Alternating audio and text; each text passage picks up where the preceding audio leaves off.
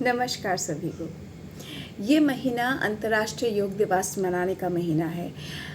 अंतर्राष्ट्रीय योग दिवस पे इतना अच्छा लगता है। दुनिया भर में लोग योग अभ्यास करते हैं, आसन प्राणायाम करते हैं। जो हमारे भारत की प्राचीन ज्ञानों में से एक है योग, या फिर प्राचीन विज्ञान में से आप कह सकते हैं योग साधना, योग अभ्यास है। उसको आज दुनिया भर में फैलते हुए, दुनिया भर के लोगों को अपनाते हुए बड़ा ही गर्व महसूस होता है। दुनिया में कितने लोगों ने योग का नियमित अभ्यास किया है, रेगुलर प्रैक्टिस किया है, आसन प्राणायाम ध्यान, और उससे उनको कितने बेनिफिट्स मिले हैं, कितने रोगों का उन्होंने निवारण किया है। रिसर्चेस में भी पाया गया है किस तरीके से अलग अलग आसन अलग अलग रोगों पे काम करता है, रोगों को कम करने में काम करता है। यानी कि वैसे बहुत से ऐसे ट्रीटमेंट्स हैं जो अभी तक कई बीमारी को कम नहीं कर पाया, जिन्हें योग अभ्यास कर सकता है। प्राणायाम से किस तरीके से नर्वस सिस्टम स्ट्रांग होता है, मेडिटेशन कैसे इंसान को उसके परफॉर्मेंस, उसके मानसिक लेवल, हर चीज़ में संतुलन बनाए रखने में हेल्प करता है। लेकिन क्या योग सिर्फ इसी में ही सीमित है?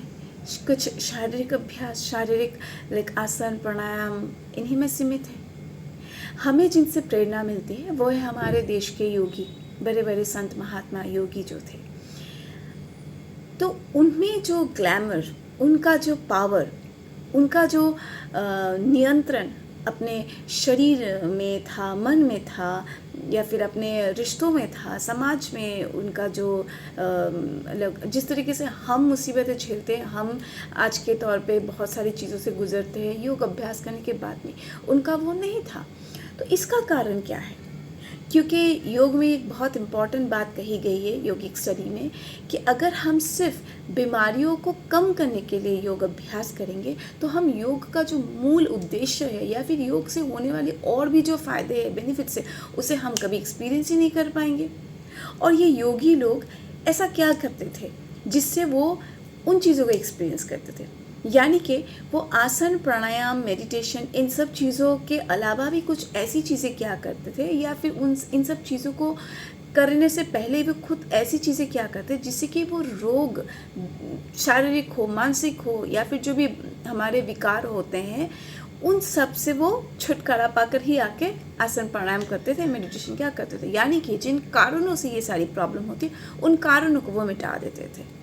तो क्या ये पॉसिबल है? क्या हम भी उन कारणों को मिटा सकते हैं कि बार बार रोग ही क्यों हो, है ना? योग का अभ्यास करो आनंद के लिए, वो आनंद में स्टेट तक पहुंचने के लिए। क्या बार बार हम रोग का निवारण करने के लिए करेंगे? तब हम ठीक से जो योग को अभ्यास करने से जो आनंद मिलता है उसको हम अनुभव ही नहीं कर पाते। ऐसे कितने रेस्ट्रिक्शंस हो जाते हैं, ये नहीं कर सकते, वो नहीं कर सकते। योगिक अभ्यास में भी कितने सारी चीज़ें, ये प्राणायाम नहीं कर सकते, वो आसन नहीं कर सकते। इसका मतलब हमें जिनसे प्रेरणा मिलती है, हमें उनकी लाइफस्टाइल को अडॉप्ट करना पड़ेगा, उनके प्रैक्टिसेस को अडॉप्ट करना पड़ेगा। वैसे भी कहा जाता है कि योग जीवन जीने की विज्ञान है या फिर शैली है। तो इसका मतलब पूरे जीवन में हर एक चीज़ जो हम करते हैं उन सब में हम योगिक प्रिंसिपल को अप्लाई कर सकते हैं, जिससे कि हमें वो बेनिफिट मिले जो असल में योग का उद्देश्य है। तो सोचने वाली बात तो वैसे ये है कि जिस समय वो ये सारी चीज़ें किया करते थे, जब भगवद गीता या फिर जब वो सारे संत महात्मा या योगी थे, या फिर उपनिषद में जो बोला गया है, वो समय जो था वो अलग था और अभी का समय अलग है। सो कैसे वो सारी चीज़ें अप्लीकेबल हो सकती है? लेकिन अगर उस टाइम पे कहा था उन्होंने अपने पावर से, ऐसा पावर पाने के बाद उन्होंने कहा, तो ज़रूर उसका कोई ना कोई तो होगा कनेक्शन आज की डेट में। और इसी बात को मानते हुए हम आगे बढ़ते हैं, राइट? तो मैं आप लोगों से ऐसी बहुत सी चीज़ें, इंटरेस्टिंग चीज़ें शेयर करूँगी कि किस तरीके से उन चीज़ों को आज की डेट में भी अप्लाई किया जा सकता है। इनफैक्ट मैं अपनी योग यात्रा भी आप लोगों से शेयर करूँगी, अपनी ट्रांसफॉर्मेशन का जो प्रोसेस रहा है उसे भी शेयर करूँगी, किस तरीके के चैलेंजेस को लेकिन हमें फेस करना पड़ता है अगर आज के डेट में हम उन्हीं चीज़ों को, उन्हीं ज्ञान को अप्लाई करेंगे। उनको प्रैक्टिकली हमें अपने लाइफ में यूज़ करते हैं, क्योंकि आज का समय बिल्कुल अलग है। Stress, competition, digital world and और भी बहुत सारी चीज़ें हैं। उनमें भी ऐसा क्या अभ्यास है जिसे करने से हम सच में उन चीज़ों को अनुभव कर सकते हैं, और ऐसा संभव है।